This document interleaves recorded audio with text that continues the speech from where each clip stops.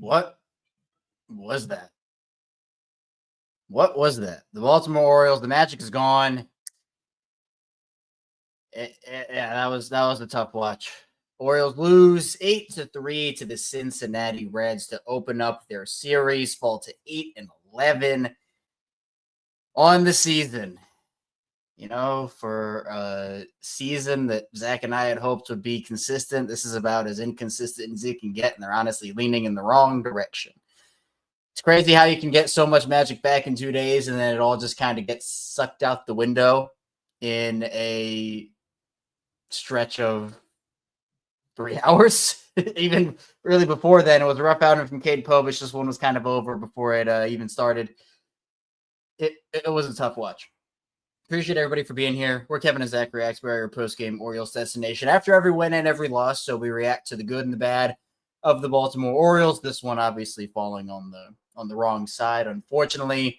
No, I'm not wearing glasses because I think it's cool. I'm wearing glasses because my cornea is still scratched, and it honestly got worse over the night last night. I almost had to take a trip to patient first. It got better, but we're back to about where it was last night. So, I'm not trying to do some crazy gimmick. I literally just can't have light shining in my face. I have to pick and choose when the light shines in my face. So we're going to talk about the game. Let's start. I guess, well, there are a couple ways we could start it off. I think let's start with Cade. It was a pretty horrendous Cade outing. Not going to lie. Had 0 command, 5 walks, gave up multiple home runs. It felt like he gave up 10 home runs. It just, only 3 1/3 for him.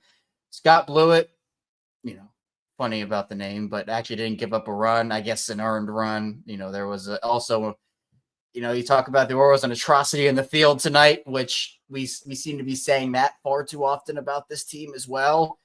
CNL gave them too strong. It's crazy that CNL was their best pitcher tonight. We're living in this world where Zach and I talk about it, and, we talk about it with everybody here on the show. It seems like this team just can't get everything going right at the same time. These past 2 games before this one felt like they were moving in the right direction with it. But, I think when you constitute, people talk about when is a team back? When is a team back? 2 wins in a row, series win, that doesn't constitute a team being back. That constitutes a good start, in my opinion. A good start to hopefully getting back on track. This just put them back again. We're right back to where we started. It's bad defense, the rotation. We got a bad, Grayson update again today. Nothing went well today for the Orioles. The only thing that really went well was Seti hitting the homer and then Heston doing it too. The lineup, I thought, why here? I need to take a second. Brandon Hyde, I'm glad he kept Heston in the lineup. But I don't know when the Jorge Mateo thing stops. I get that he had a positive play today, or at least somewhat of a positive play, but there were a lot more negatives for Jorge again. Just play Jackson. It can't be worse than Mateo at this point. It can't be worse than Mateo. I don't care if Jackson has struggled against lefties. At least with Ryan O'Hearn's been hot. Ryan O'Hearn, historically, multiple years and years, has not been good against lefties. Right? That is a decision you can at least understand, in the fact that, Ryan O'Hearn, even on the Ryan Ripken show, has openly talked about, I don't know what it is with lefties. I just can't hit him. Ryan O'Hearn's been open about his lefty struggles. Give Jackson a chance, man. Just give Jackson a chance. And it's not like we're saying, Jackson should play against lefties over a lefty masher in the lineup. Jorge's not mashing anything right now. Jorge's not doing anything. So I don't know, where this is. Jorge on the year, and this is even before this game, he was hitting .071 coming in. He ends the game hitting .059 on the year. He is 1 for 14 in the regular season. He struck out 2 more times today in 3 at-bats. If he's not getting on base, he can't utilize his speed. I can understand having Jorge on the bench is a somewhat limited utility option that you can put in pinch running situations. I think he's valuable in that role, is like, hey, you can get him in off the bench in certain spots. But to have him playing against all of these lefties, I just don't understand why you can't give Jackson a chance. That's my thing about Jackson, where I don't think he's done anything to deserve being sat against them.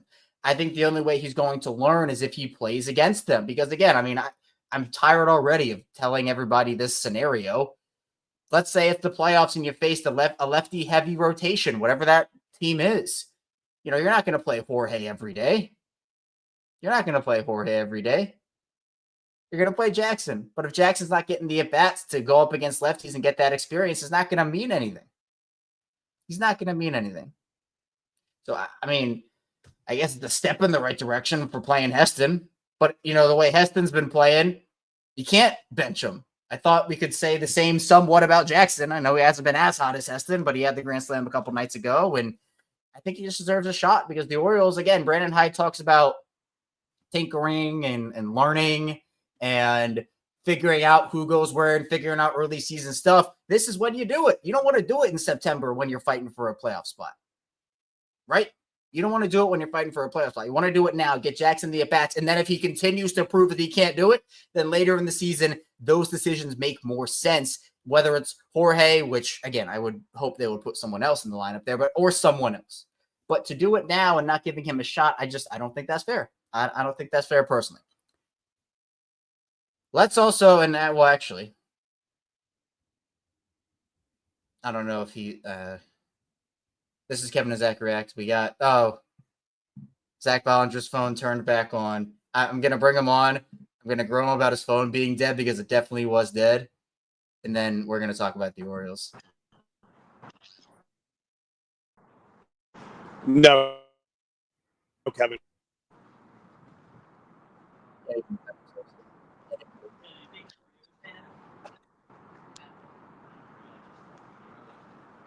Can you hear me? Zach? Can you hear me? Yeah, can you hear me? Yeah, I can hear you. Can you hear me? I couldn't for a while. Oh, goodness. This is fantastic. All right, Zach, can you hear me now? Right now. Yes, okay. Now I think I can hear you. I can hear you now. Can you hear me? I can. All right, yes. So, Kevin, you now see the issue. I've been trying to find service for a little bit. I was very curious. I thought you just weren't sending me the link, and I was like, okay, Kevin, that's kind of crazy. As I was watching, I got the notification we were live, but I was like, Kevin, that's kind of crazy not to send me the link. But then I found some service, got the link, and now here we are. Yeah, I see. I thought your phone was dead because my messages weren't delivering. So I'm like, your phone's definitely dead. No, Kevin, you know what? Brought a portable charger. We're ready this year. Oh, you beat the allegations. Congratulations. It's not happening again this year. Well, you know, all right, Zach, you were at the game. It was a rough one, and that's putting it pretty lightly. Yeah. Your initial thoughts. I talked about Cade already, so you know, why don't you start at Cade and you know, kind of no command tonight, 5 walks. So it was tough. Yeah, I mean, it was exactly. Let's be honest, it was a bad Cade Povich start. It's what you've come to know when Cade Povich is not on. What are you going to see? You're going to see a lot of hits and a lot of walks, lots of base runners, and then obviously you get some home runs mixed in there. That Ellie one, I'm going to be honest, I don't know. Like, when is the top of the wall suddenly a home run on? Like, I feel like if it hits the wall and comes back, that was kind of crazy, but not that made a difference. It was just I feel like a prototypical bad Cade Povich start. You know, he had a problem with the walks, and Kevin, we talk about it all the time. You can pretty much tell through the first inning or two what Cade Povich you're going to get. Because if he's commanding the curveball, if he's getting swings and misses, if he's staying in the zone, you know you're getting this guy that can get outs, can go deep into games without giving up runs. But Cade tonight couldn't control the curveball, was walking everyone. It was one of those nights for the kid. Yeah, I mean, it felt over. I mean, Seti had the homer, and you're like, oh yeah, like let's go, and then just long ball after long ball, walk after walk. There are going to be outings like this, but it doesn't make it any easier. It felt like it was Cade right when he came up for the first time. Like, he had, I don't want to say he'd been like the most consistent pitcher ever since that rough stretch he had last season, but he's been better than this. Yeah, kind of reverted back. And then I also talked about the lineup decisions. You said you were making yourself angry before it came out. Heston gets in there, but Jackson again sits for Mateo, and Mateo goes over 3 with 2 strikeouts. And it's kind of the same story we've been talking about all year. It's like if Jackson doesn't get opportunities against lefties, he's not going to be able to do it as consistently as they want. And it's not like they're benching Jackson for like this lefty masher on the infield. Like it's a guy who's hitting 0.59 on the season. I mean, and then Kevin, real fast, what did Heston Kjerstad do? He hits a home run because when you give these guys opportunities, they're going to produce. With Jackson Holiday, you said right there, Jorge Mateo, 0 for 3, 2 strikeouts. What would have been the difference if Jackson did that? What's the difference? Oh, we don't want to give Jackson these at bats because he's not great against lefties. Well, it doesn't look like Jorge is right now either. It's not like you're getting productivity from the shortstop position or from the second base position when you're sitting Jackson. Yes, Jackson is going through a tough stretch right now, but when it comes down to it, I'd rather him go through a tough stretch but get the at bats than you sit there because you're like, oh, he's not great against lefties because he hasn't faced lefties, because you keep benching him for Jorge Mateo in these situations. Like you said, it would be okay if Jorge was hitting like 300, then you'd understand it. If Jorge was helping us win, you'd understand it. He's doing the exact opposite right now. Yeah, it's tough because it'd be much more digestible if they had someone who was producing when Jackson sat first lefty, but they don't have that. Like I'm trying to think of a comparison. I can't really think of one right now, but again, I talked about, Brandon Hyde is doing all of this like, oh, we need to figure out what works best, and we're tinkering with the lineup, it's ever changing. Do all of your figuring out with Jackson now. See if he can figure out lefties now. And if he can't later in the season, then that decision makes a little more sense. But you're not getting any, I don't know, you're not getting, it's the worst of both worlds where you can't figure out if he can hit lefties early and you're getting bad production out of the guy you're benching him for. It's just, it's funny when you have a lose-lose situation, but you continue to choose that situation. Like the Orioles, I can't feel bad for them being like, it's a tough situation because of it's not. Just play Jackson. Like you're making this hard for yourself. Just play Jackson. And look, Jackson, like with the way that Cade pitched, he wouldn't have like made the difference tonight. But it's just the principle of getting him at bats and helping him figure out his lefty struggles, whatever you want to call it, inexperience against lefties.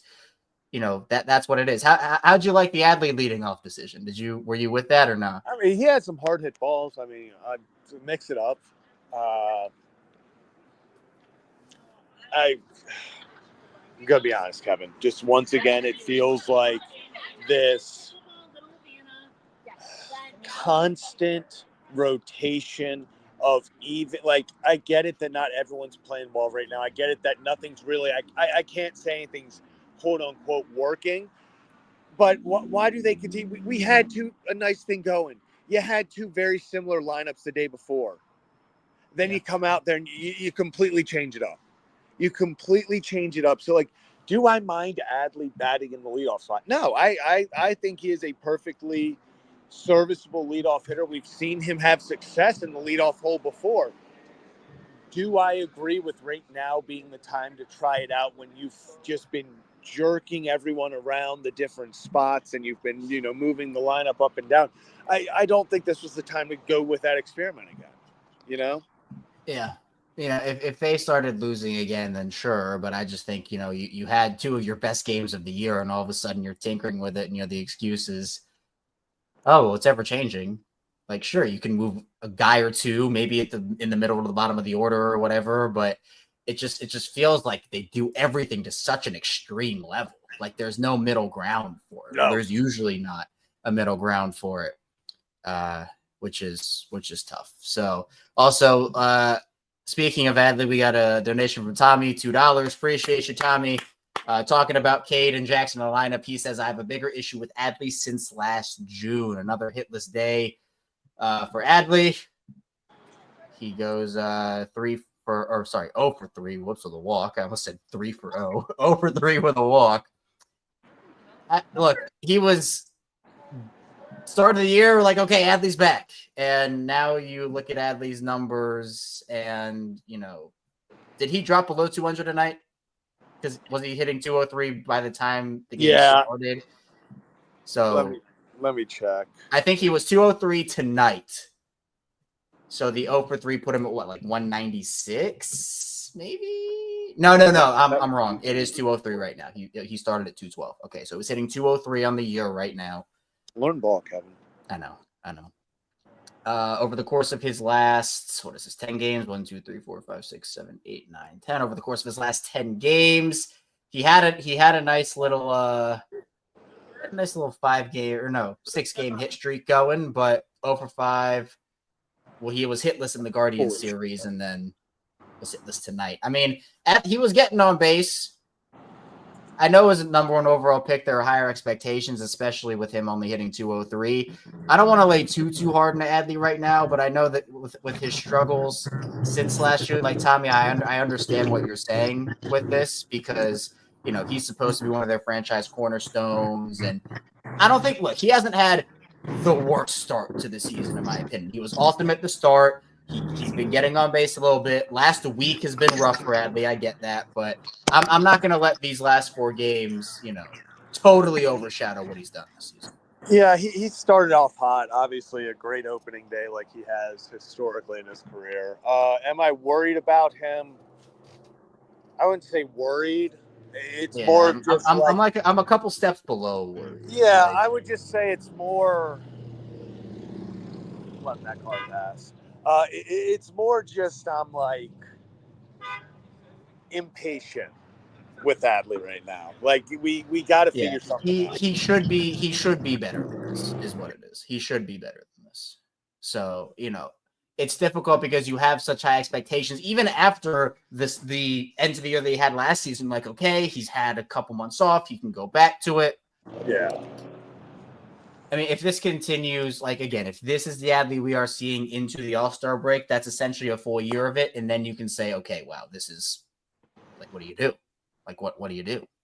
So it's just he'll give you like a taste of that potential and he'll carry it on for a couple games and then he'll just kind of go back into a 1 for 3, 0 for 4, 1 for 4, 0 for 0 for 0 for, and you're like, man, we see it. We've seen it. But I don't know. It's disappointing considering who he was over the first couple years of his career. We've essentially been in this trend for the most part since last June. And I see, Tommy, you're bringing up the stat 189, I believe is what you said, 189. Yep, since last June. So look, Tommy, if you're worrying, I get it. I understand.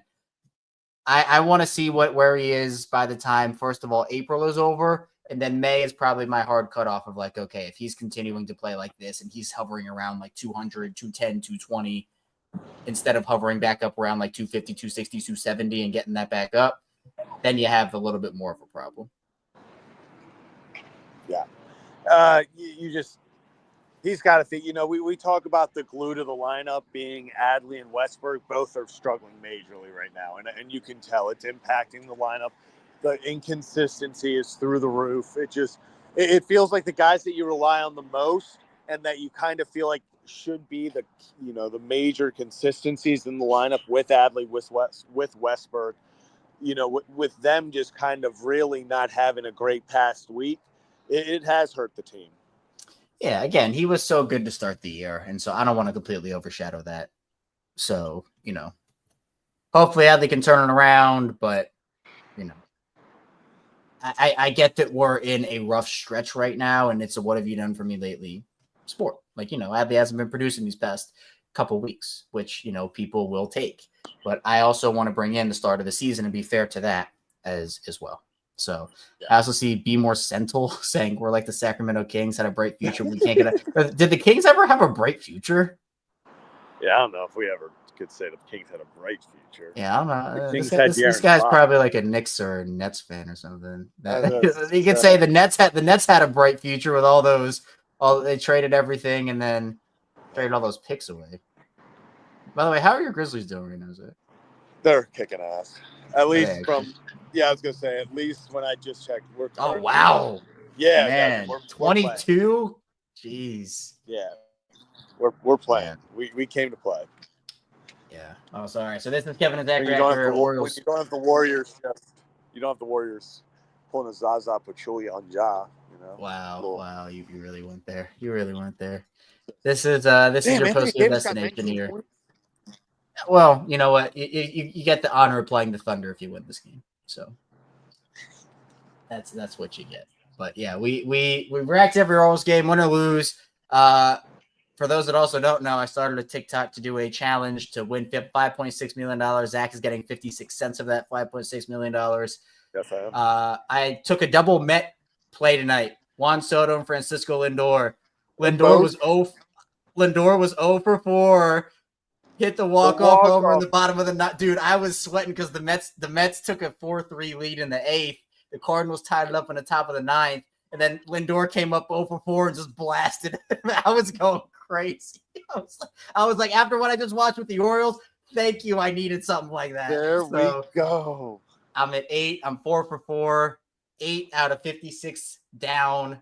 So yeah, be sure to, it's at Chaostrick34.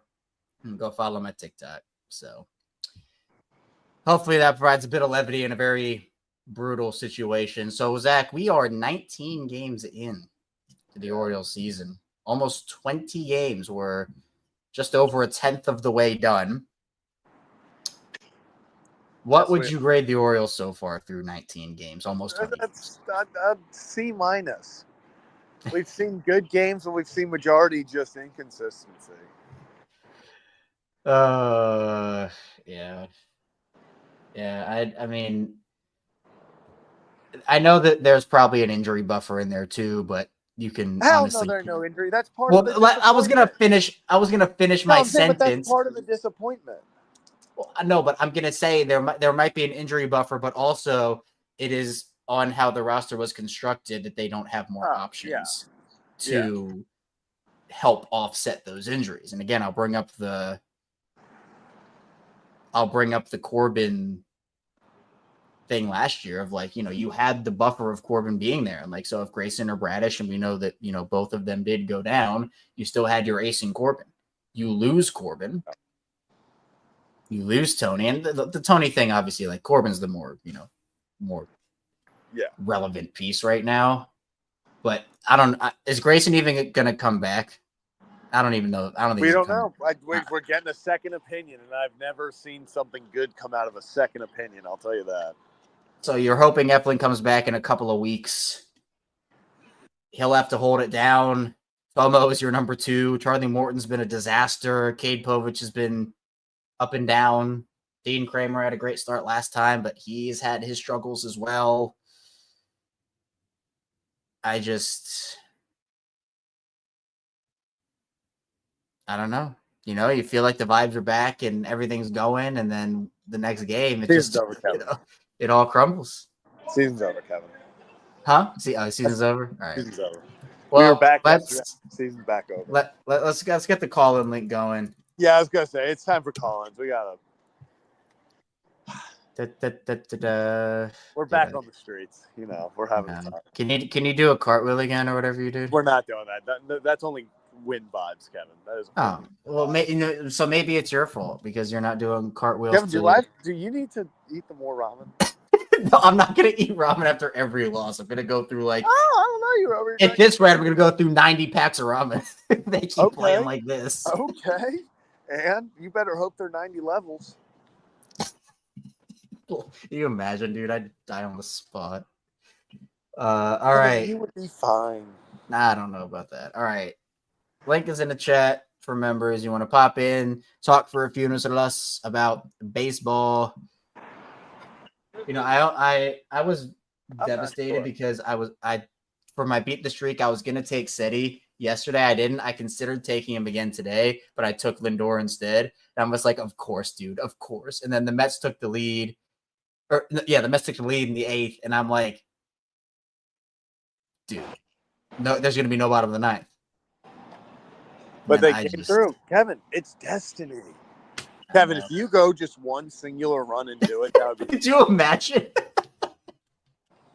I just fire it up, start a TikTok, get like 200 followers on TikTok. That's it, and then just win $5.6 million. Dude, I'm telling you, it can happen. I've been debating if I should put it on Instagram and Twitter too. I don't know. You might as well put it on Twitter. If you start getting close, you gotta put it on Twitter. Yeah, maybe if I go like 20 or 30, like maybe like halfway or something. So, Kevin, if you get to 20, I'm telling you, you gotta. My highest is like I think I got to like low 30s one time or high 20s one time. Well, not back. Kevin, it's gonna get sweaty when you hit the 50s. The highest ever is 51. No one's ever gone past 51 in all the years they've done it. Until you, Kevin. Yeah, tell me. All right. First call it is on the board. It is Mr. Arkansas Joe. Arkansas is one of the bright spots of this game tonight. Let's bring him on. Joe, we getting an in public Woo Pig Suey from you tonight? Yeah, buddy. Let's do it. Oh, okay. All right. I'll count it down. 3, 2, 1. Ooh. Pig Suey. Ooh. Pig Suey. Ooh. Pig Suey. Razorback. Man. That was such a sad Woo Pig Suey. No. Well, you know what? Heston gave us a bright spot. I'm out in the Masters doing some shopping. I have to, make the sadness go away today. That was a pathetic excuse of a baseball game. The Razorbacks won today, though. At least the Razorbacks won. Good day for Razorbacks. I don't know if they won. Streaks. I don't know if they won game 2.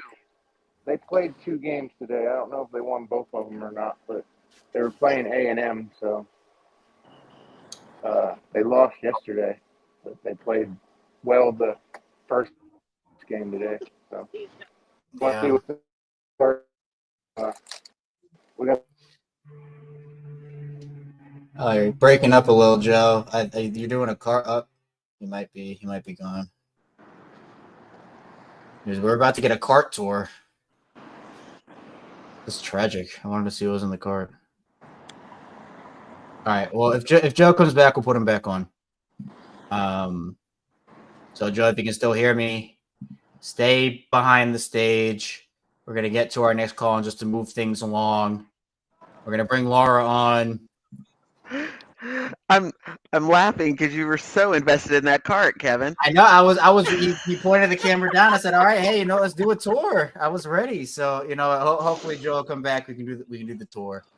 But you know what, Laura? I see it. The Orioles they're back down. They're back down. We back down. Put the word out on the street. We back down. Yeah. What's your big takeaway? This was a hard one. I mean, we love Cade and everything else. I mean, you can't be on all the time. But again, hide with the lineup, man. Like what? Yeah. I don't understand. I really don't understand. Can I curse on here? Fuck the analytics! Hey. Oh my god. Yeah. I mean, I've been watching baseball for so long, and analytics has just fucking ruined the game. It just has ruined the game. Fuck the analytics. Put your best players out there, righty, lefty, whatever, and just play the game. And like I said, I don't know if I said it last night. I know I said it a couple of nights ago. Jackson can't, hit lefties if you don't put him in front of lefties. Yep, I feel you.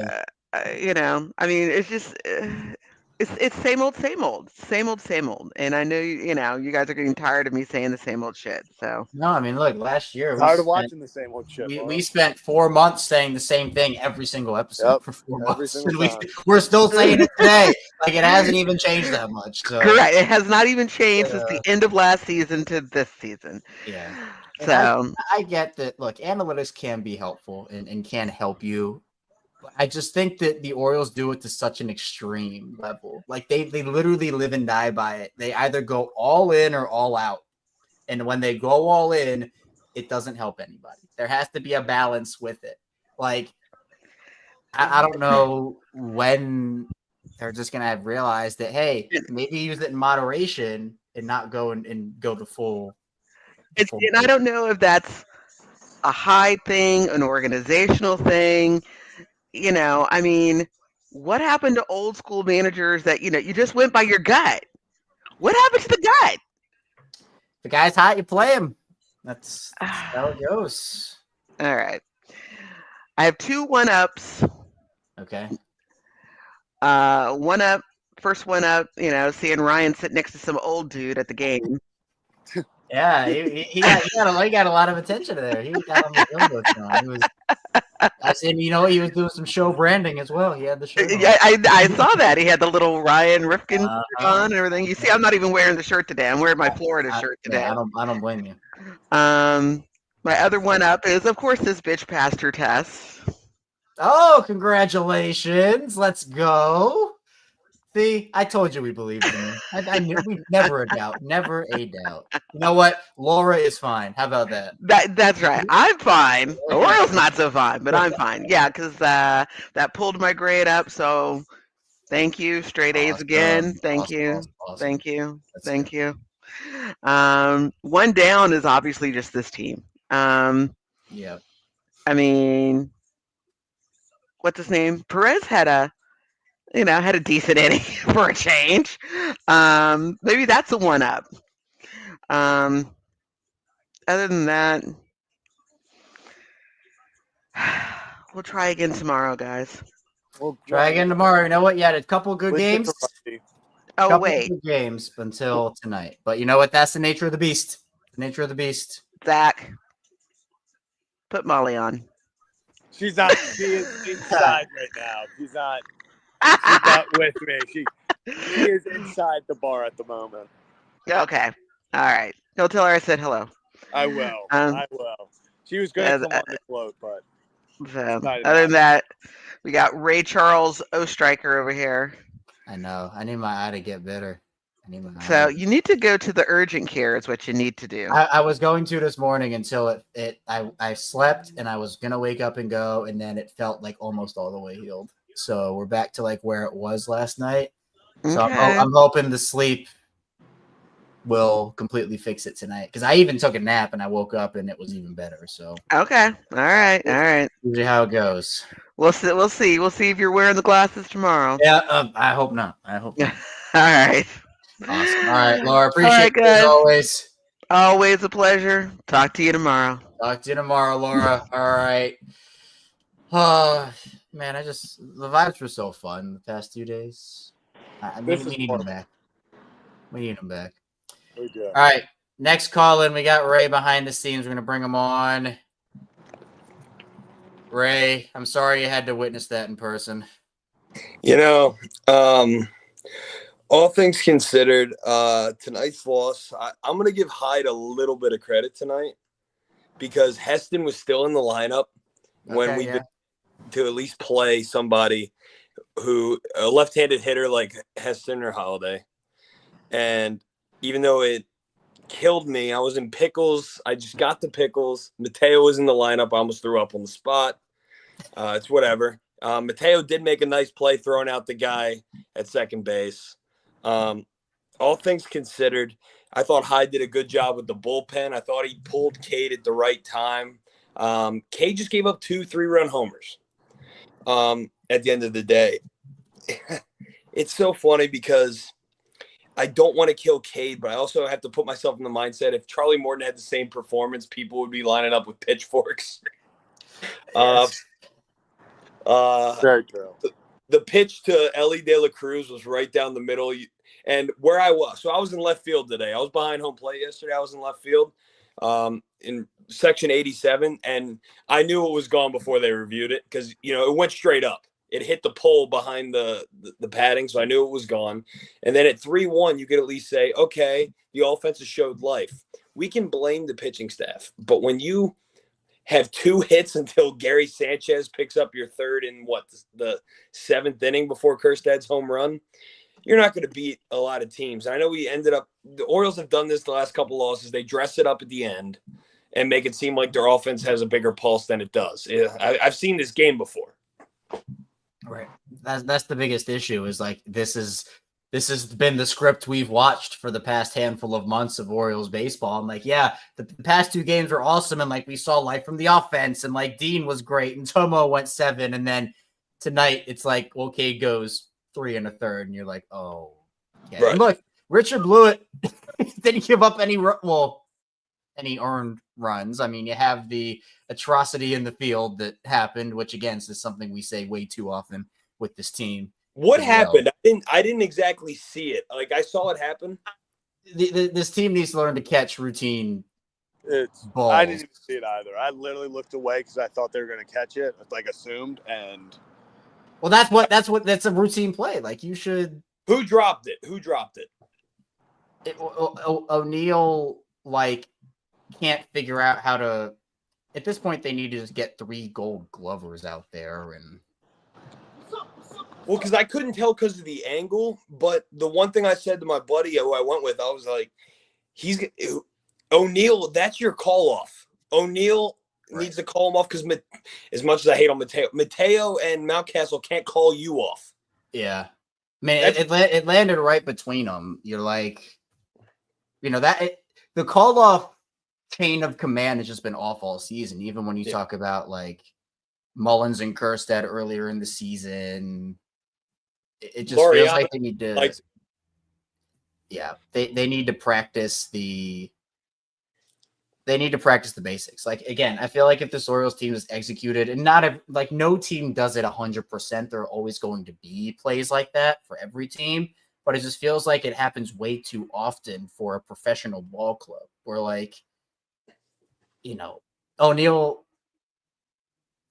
you put Tony out there. I don't know how many of those plays he makes. I mean, I think he was someone that, could make a couple of those plays. I mean, his defense, I thought, was actually kind of underrated. I mean, at times he struggled, but he was a guy that you could rely on. And it just goes back to basics fundamentals. That really is what it is for me. The only difference with Tony and Tyler that I've seen is there's some times where, especially in the last year, Tony had trouble running to get balls on the corner. Sure. And I feel like the arm is similar. I thought Tony always had a good arm. We saw O'Neal's got a cannon. Yeah. But overall, the defense this year has been – I know we all saw the struggle last year with Gunnar for that week in July where he looked horrible in the field. But, it's growing pains.